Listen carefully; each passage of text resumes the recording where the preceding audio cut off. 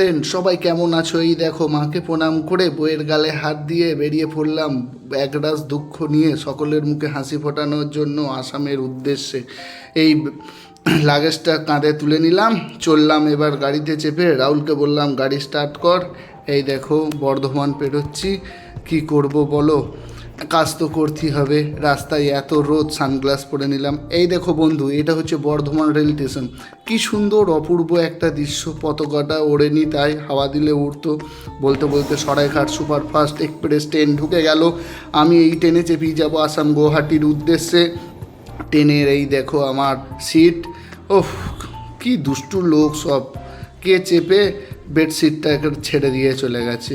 মাই god. এই বলতে বলতে চশমাটা পরে নিলাম, রোদের এত ঝাঁঝ। দেখো গাইস, এই বসে পড়লাম। রাতে কি খাবার উঠবে কে জানে, কিছুই জানি না। টাটা তো খুব করে দিলাম তোমাদেরকে। ও দেখো, ওয়াও, কি বিউটিফুল একটা বাইরের সিনটা দেখো।